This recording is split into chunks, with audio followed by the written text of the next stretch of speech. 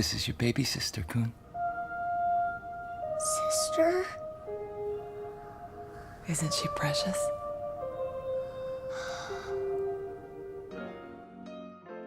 When I first watched Mirai, I was overwhelmed by a sense of nostalgia. It was as if I was looking back to another time in my life. It took me back to the simplicity of childhood. Others who watch it may be transported back to a time of being new parents, or grandparents, or even teenagers. Mirai somehow connects all of these parts of life together and shows us something unique about the nature of time.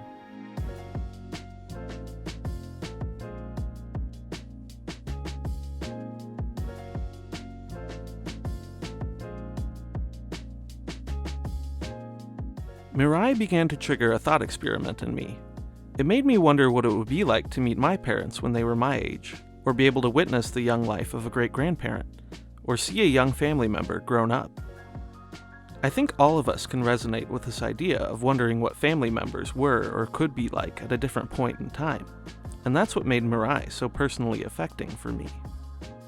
Looking through the filmography of director Mamoru Hosoda, we can see a trend of utilizing fantastical narrative devices to tell deeply personal stories. This film is no different.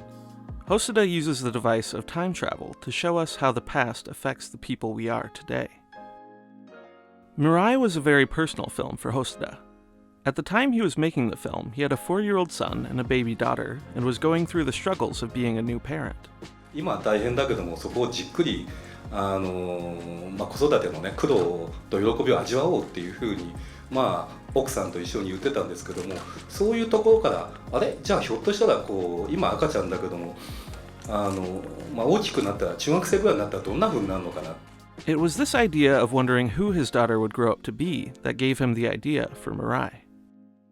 The film is all about COONS' struggle to find his place in the family with the arrival of his baby sister. Interestingly, the time travel in the film is not prompted by a wish or a machine or any kind of technology, but a tree that lies at the center of the house, symbolizing COONS' family tree. As COON begins to feel like he has no place in the family anymore, the tree transports him and he begins to see the lives of his family in the past, present, and future. The film does a remarkable job of showing us how time connects us all. We see not only how similar COON's mother was to him when she was a child, but also how similar COON's grandmother was to his mother as a new parent struggling to raise young children. She wrestled with the same questions of whether she was a good mother, and is now able to share those feelings with her daughter. Later on, we also see COON's father's struggles of learning to ride a bike, and it gives us a new perspective on his joy at seeing COON's determination and eventual success. We also see how COON's father has changed over time, even without the use of time travel. Through dialogue, we pick up on the fact that COON's father was very distant and focused on his work at the time COON was born. But now, with Mirai's birth, he is focused on being a good father and husband, and tries to be a better man. We also get a look at who COON will be in the future. As a teenager, he seems cold and distant, but we know that this too will change in time. Towards the end of the film, even with his fresh look at the history of his family, COON feels like his parents don't love him anymore and resents the arrival of his baby sister. Feeling abandoned by his family, COON decides to run away.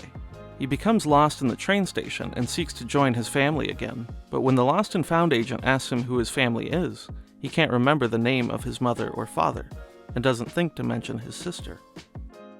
The film shows us that by losing his place in his family, he has actually lost himself.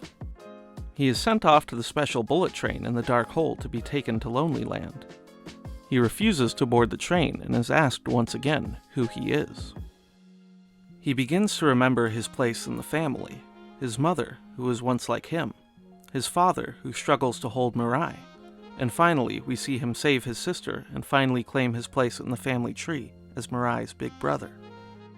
Only then is Mirai able to guide him back to his proper time and place.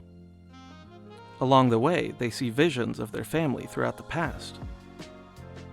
Their father, their mother, Yuko, their great-grandfather.